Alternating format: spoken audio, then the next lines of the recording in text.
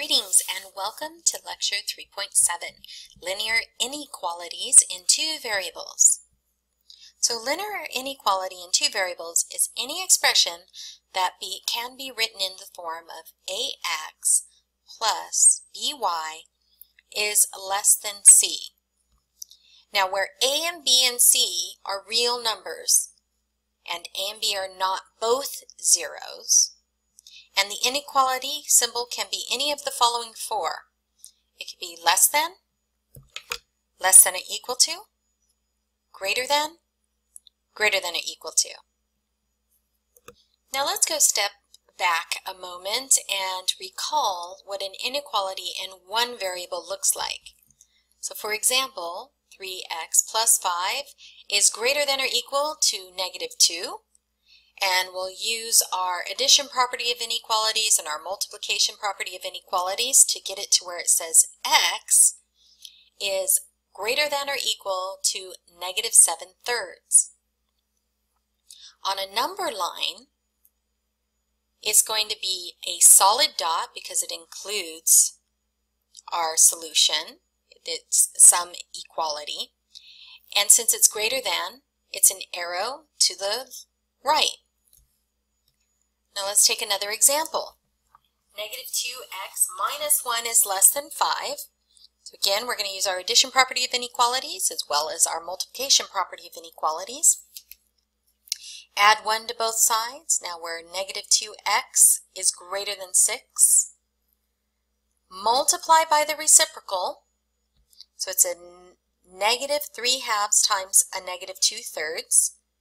And remember, when we multiply by a negative number, we must switch the inequality sign to the other direction. So it started out being greater than, now it's less than, and I multiply the other side by -3/2. So x is less than -9. On the number line, since it does not include equality, it is an open dot, and the arrow is less than, so it's to the left. Now let's translate from one variable to two variables. For example, we're going to graph the solution set for x plus y is less than or equal to 4. Well, since x plus y is less than or equal to 4 includes the equality, we can treat it like x plus y equals 4. And if so, we can get it down to y equals -x plus 4, and we can plot that. So here's our line.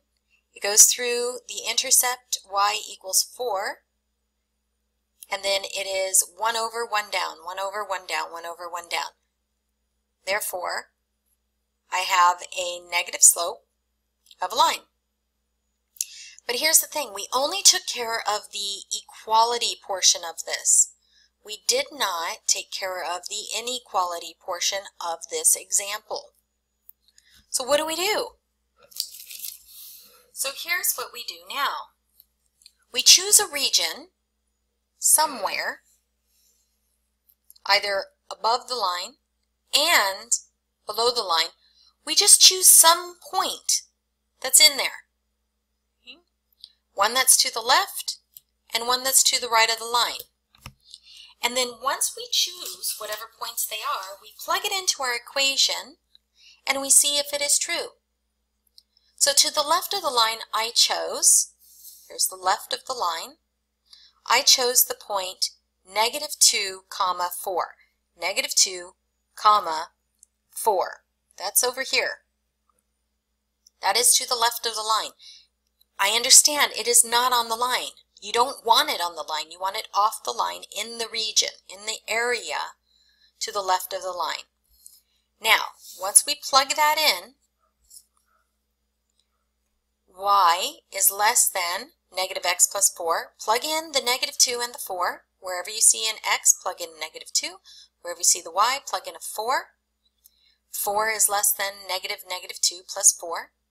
4 is less than 2 plus 4. 4 is less than 6. That is true. But I recommend that you still do the second point. Even though you found a true spot, do the second point. So let's pick a point on the right side of the line. So again, let me go up to the right side of the line, and I am 5, 5. 1, 2, 3, 4, 5, and 5. So I'm way up here. I am to the right of the line. Again, it is not on the line, but I'm to the right of the line. I plug it in to y is less than negative x plus 4. 5 is less than negative 5 plus 4. 5 is less than 1, negative 1? No, that's false. That is a false statement. So we know at this point where our correct region is that satisfies the y is less than negative x plus 4. It is going to be on the left of our line.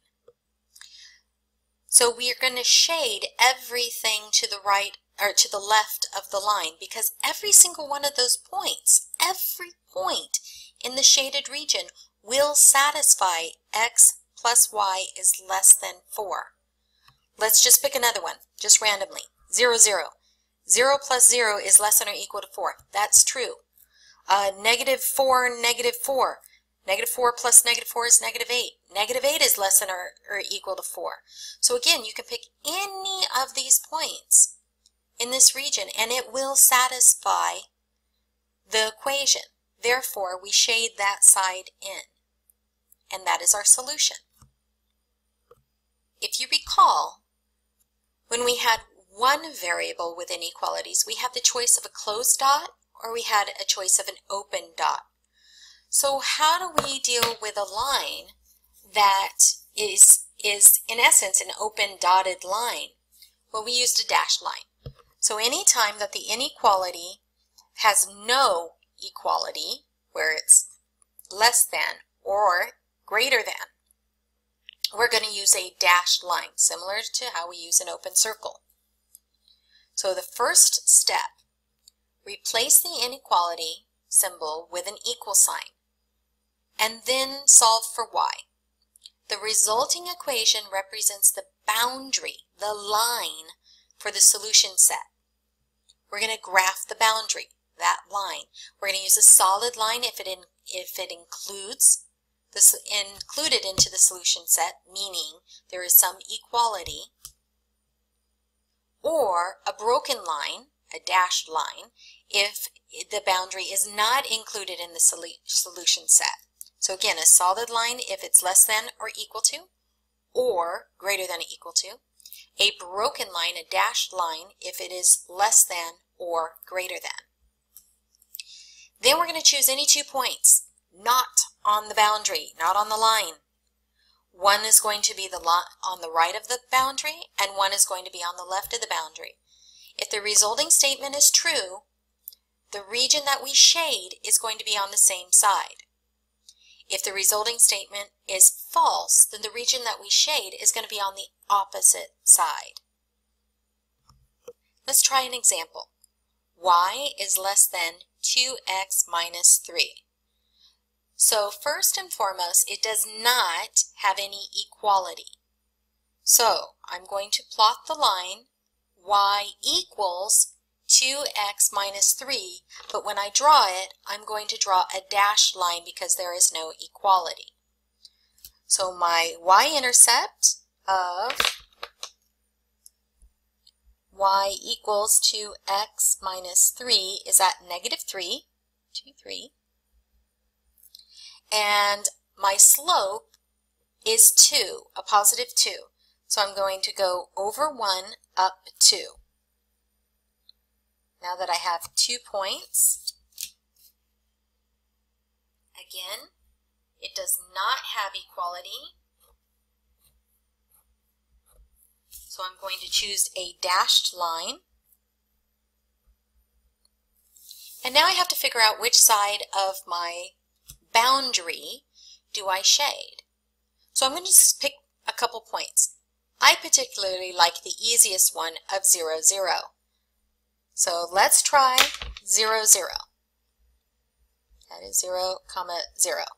So when y is 0, is that less than 2 times 0 minus 3? 0 is less than 0 minus 3. 0 is less than -3. Oops, that's false.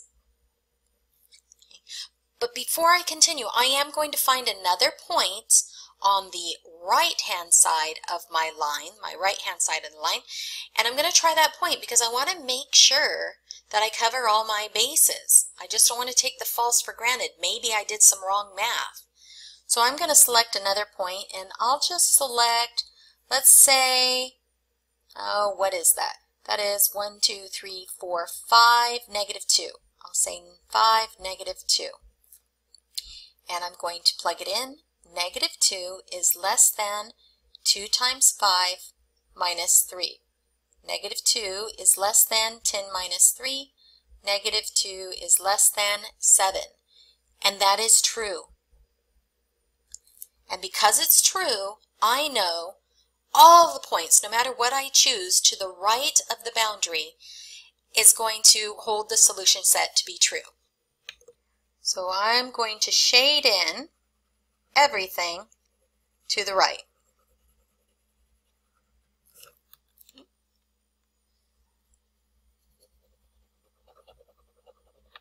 A little bit dark enough to where you can see it. Here we go. Let's try another example.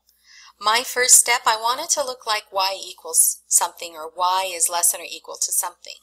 So I'm going to just solve it for y. And I have y is less than or equal to -2/3 x plus 2. Now I'm going to plot the boundary. Now you can rewrite it as equal, y equals -2/3 x plus 2.